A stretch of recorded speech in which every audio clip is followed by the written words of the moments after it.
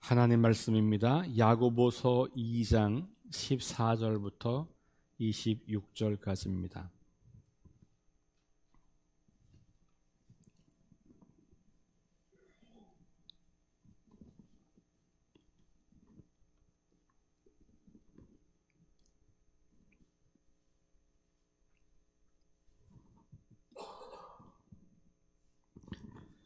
야고보서 2장 14절부터 26절까지 말씀을 다 함께 봉독합니다. 내 형제들아, 만일 사람이 믿음이 있노라 하고 행함이 없으면 무슨 유익이 있으리요? 그 믿음이 능히 자기를 구원하겠느냐? 만일 형제나 자매가 헐벗고 인용량 양식이 없는데 너희 중에 누구든지 그에게 이르되 평안히 가라, 덥게 하라, 배부르게 하라 하며 그 몸에 쓸 것을 주지 아니하면 무슨 유익이 있으리요? 이와 같이 행함이 없는 믿음은 그 자체가 죽은 것이라. 어떤 사람은 말하기를 너는 믿음이 있고 나는 행함이 있으니 행함이 없는 내 믿음을 내게 보이라. 나는 행함으로 내 믿음을 내게 보이리라 하리라. 내가 하나님은 한 분이신 줄을 믿느냐? 잘하는도다. 귀신들도 믿고 떠드니라. 아, 허탄한 사람아, 행함이 없는 믿음이 헛것인 줄을 알고자 하느냐? 우리 조상 아브라함이 그 아들 이삭을 제단에 바칠 때에 행함으로 의롭다 하심을 받은 것이 아니냐? 내가 보거니와 믿음이 그의 행함과 함께 일하고 행함으로 믿음이 온전하게 되었느니라.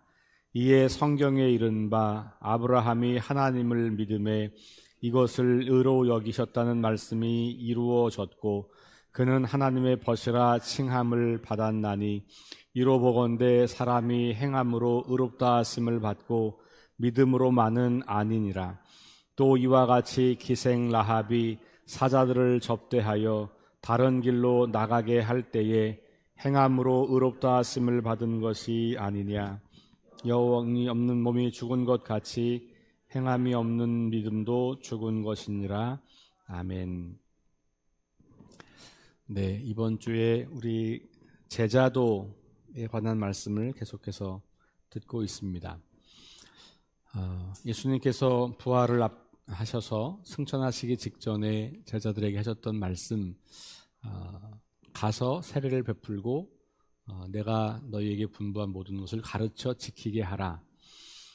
이런 말씀을 하시고 이제 승천을 하셨다는 말씀을 제가 지난 주일에 드렸고 이번 주 고난 주간을 걸쳐서 그 제자도와 관련된 말씀들을 함께 보고 있는데 특별히 어제와 오늘 말씀으로 종교를 짓자면 제자도는 믿음의 시작을 행함으로 완성하는 사람이다. 이렇게 정리할 수가 있겠습니다. 그러니까 믿음은 우리의 신앙생활의 출발점인 거죠. 하나님이 살아계시다고 하는 것, 그리고 하나님께서 그 아들 예수님을 우리에게 보내셨다고 하는 것, 그리고 그분이 우리를 위해서 대신해서 죽으셨고 부활하셨다고 하는 것, 그래서 그분이 우리의 주인이 되시고 구원자가 되신다고 하는 것을 믿는 믿음은 완성이 아니라 시작이다라는 거예요. 그리고 그 완성을 향해 걸어가는 사람을 제자라고 하는 거고 그 제자도는 결국은 행함으로 채워지는 것이고 그것으로 완성된다라고 볼 수 있습니다. 그래서 이제 어제 로마서 말씀 또 뭐 그 앞에 우리 산상설교의 말씀 그리고 오늘 이 야고보서의 말씀을 통해서 다시 확인하는 것은 믿음이 행함으로 연결될 때에 그 믿음이 참된 믿음이다라고 하는 것을 우리에게 들려주고 있는 거고 그래서 예수님께서도 산상설교를 통해서 계속해서 우리에게 무엇인가 새로운 삶의 방식을 선택하고 그렇게 살도록 말씀을 하신 거죠. 그리고 바울도 그 말씀을 이어받아서 우리의 몸을 거룩한 산 제물로 드리라고 일상의 삶을 하나님이 기뻐하실 만한 그런 삶으로 채워가라고 말씀을 하신 겁니다. 그리고 오늘 야고보서는 조금 더 강하게 그 이야기를 하죠. 행함이 없다면 믿음이 있다고 하는 것은 가짜라는 거예요. 행함으로 나타나지 않는 믿음은 믿음이 아니라는 겁니다. 왜냐하면 그것은 구원에 이르게 할 수 없는 믿음이니 그 믿음은 가짜라는 것이죠. 우리가 말하는 믿음은 우리를 구원으로 인도하는 것이잖아요. 내가 무엇을 믿고 있다는 것이 중요한 게 아니라 그 믿음이 나를 구원과 영생으로 옮겨가게 하는 것, 그것을 우리가 믿는 것인데, 야고보서는 그게 만약에 너를 구원할 수 있는 믿음이라면 그것은 행동으로 반드시 나타나야 한다, 이렇게 이야기를 하는 겁니다. 그러니까 오늘 말씀에 이렇게 질문하는 겁니다. 아마 야고보 사도가 이 편지를 쓸 당시에는 교회 안에 그런 사람들이 있었던 것 같아요. 믿음만 있으면 되지 무슨 행함이 필요하냐. 그 믿음으로 우리는 구원받는 건데 행함 이런 건 없어도 되는 거 아니야? 근데 이 야고보 시대의 그 이야기가 지금도 여전히 사람들 안에서 회자되고 있다는 것이 참 놀라운 일입니다. 성경에 분명히 야고보가 이와 같은 말씀을 하고 있는 것이죠. 내 형제들아, 만일 사람이 믿음이 있노라 하고 행함이 없으면 무슨 유익이 있겠느냐? 그 믿음이 능히 자기를 구원하겠느냐? 이 질문한다고 하는 것이 지금 반문하는 거죠. 이 질문은 그런지 아닌지를 생각해봐라, 이런 질문이 아니라 반문하는 거예요. 그러니까 그럴 수 없다는 이야기를 강조하는 겁니다. 믿음이 있는데 난 행함은 없어. 그거는 아무 유익이 없는 거고 그 믿음은 구원을 할 수 없는 믿음이야 라고 이야기를 하는 겁니다. 그렇게 단정하는 것보다도 더 강한 표현이죠. 반문하는 거예요. 그러면서 여기서 말하는 믿음이 15절, 16절과 연결하면 자비를 베푸는 일이에요. 사랑을 행하는 일. 그래서 누가 헐벗고 양식이 없고 그런데 가서 믿음 안에 있으면 평안합니다. 하나님이 도와주실 겁니다. 라고 말하는 게 무슨 소용이 있냐는 거예요. 그 사람에게 먹을 것을 주라는 거예요. 그 사랑의 행위가 동반되지 않은 말은 그거는 의미 없다는 것이죠. 그러니 우리가 사랑한다, 주님이 너와 함께한다, 하나님이 너를 도와줄 거다라고 말하는 것은 내가 그 도와주는 것을 행할 때만이 하나님이 나를 통해서 그 일을 하신다는 게 보여지는 거죠. 자, 그러면서 그 몸에 쓸 것을 주지 않으면 무슨 유익이 있겠냐. 그 사람에게 아무런 유익이 없는 거죠. 그런 사람을 구원할 수 없는 거죠. 그런 것처럼 우리의 믿음이 행함이 없다면 그 자체가 죽은 것이다 라고 단언을 합니다. 그러면서 이렇게 말해요. 너는 믿음이 있고 나는 행함이 있는데 행함이 없는 내 믿음을 나한테 보여봐라. 그러니까 너의 믿음이 있다고 말하는데 행함은 없는데 그럼 그 믿음이 어떤 것인지를 나한테 좀 말해줘라, 알려줘라, 이렇게 말하겠다는 거예요. 너 믿음이 있다고 하는데 네가 믿는 게 뭐냐, 그 믿음이 뭐냐 라고 말할 때 아무리 말로 그 믿음을 설명한다고 해도 그 믿음은 보이지 않는다는 거죠. 그러면서 이 야고보서 저자가 말하는 것은 나는 내 믿음을 행함으로 보일 거다, 이렇게 이야기하는 거예요. 그러니 행함과 믿음의 관계는 떨어뜨릴 수 없는 것이고 나는 믿음은 있는데 행함 이런 거는 없어 라고 말하는 사람은 그걸 떨어뜨려 놓은 거죠. 떨어뜨릴 수 없는 것을 떨어뜨려 놓은 거니까 말이 안 되는 일이 일어난 거예요. 그러니까 행함이 없는 믿음을 염두에 두고 있다면 그것은 말이 안 되는 것을 내가 붙잡고 있다는 이야기를 하고 있는 겁니다. 19절에 보니까 하나님은 한 분이신 줄을 믿느냐? 잘하였도다. 그런데 귀신들도 믿고 떠든다. 여러분, 귀신은 하나님이 계신 것을 알지만 하나님께 순종하진 않아요. 하나님을 대적하는 거예요. 네, 믿음이 있어요. 어떤 믿음? 하나님이 계시다는 믿음이 있어요. 그걸 알아요. 그런데 그 하나님을 대적해요. 마치 그런 거라는 거예요. 행함이 없는 믿음은 귀신 같은 믿음이라는 거죠. 그리고 그 귀신 같은 믿음은 사실은 헛것이라는 거죠. 헛것. 실체가 없다라는 거예요. 그러니까 20절에 허탄한 사람아 이렇게 이야기해요. 행함이 없는 믿음이 헛것인 줄을 알고자 하느냐? 그러면서 참 재미있게도 야고보는 아브라함, 믿음의 조상 아브라함을 그 사례로 가지고 옵니다. 물론 그 뒤에 가면 라합도 가지고 오죠. 그런데 이 아브라함은 바울이 로마서에서 믿음으로 말미암는 구원의 본보기로 소개하는 사람이잖아요. 15장 6절, 로마서 15장 6절. 근데 야고보도 그 말씀을 인용해요. 어디서? 그 말씀 바로 뒷부분에 가면, 자, 20절부터 보면 이렇습니다. 우리 조상 아브라함이 그 아들 이삭을 제단에 바칠 때에 행함으로 의롭다 하심을 받은 것이 아니냐. 그러니까 지금 야고보의 시점은 어디에 와 있냐면 아브라함이 그 아들 이삭을 바치는 모리아 산에 와 있어요.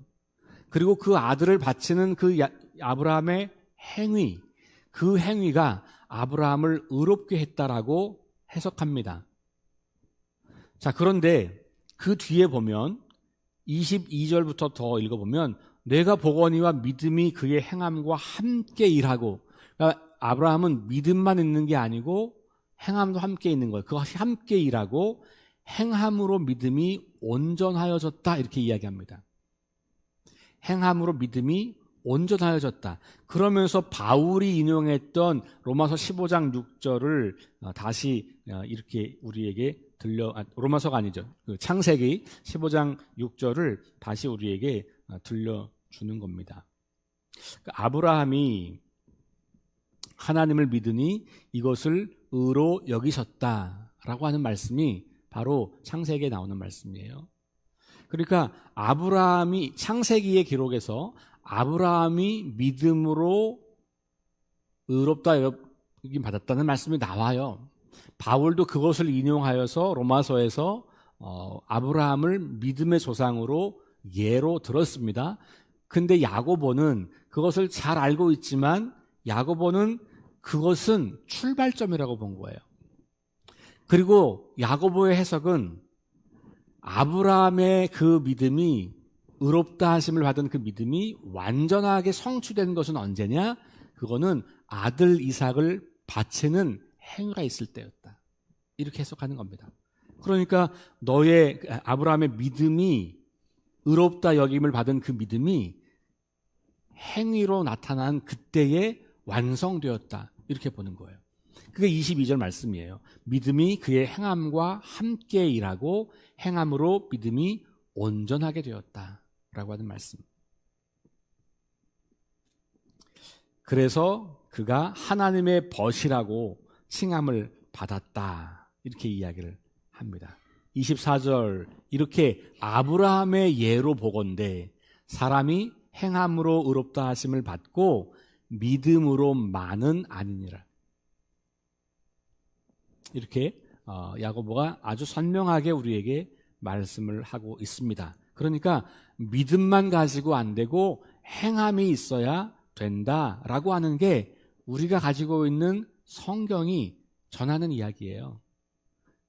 근데 우리는 교리를 공부하면서 믿음으로 말미암는 구원, 여기만 너무 강조한 거죠. 성경은 놔두고 교리 공부를 해서 그 교리를 달달 외워서 그 교리가 마치 우리를 구원하는 것처럼 그렇게 착각을 하고 있는 거예요. 교리를 다 내려놓고 성경을 읽는 것이 굉장히 중요해요.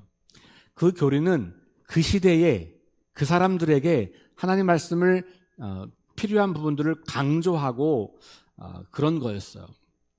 그러니까 교리는 시대가 지나면 조금씩 바뀔 수도 있어요. 왜냐하면 그 시대적 상황이 달라지면 강조점이 달라질 수 있기 때문에 그런 거거든요. 그러니 우리는 교리를 붙잡는 게 아니라 뭘 붙잡아요? 성경을 붙잡고 사는 거예요. 그 교리가 그 당시에는 그것을 강조해야만 했던 상황이었다면 지금 이 상황은 그렇지 않은 상황이 되는 거죠. 그러면 성경 안에서 그 반대 이면에 있는 것 혹은 그때 말하지 못했던 것들을 다시 확인하고 그 부분들을 강조해야 될 때가 있을 수도 있다는 거예요. 그러니까 지금이 바로 그런 때고 야고보가 바로 그런 것을 우리에게 보여주는 거죠.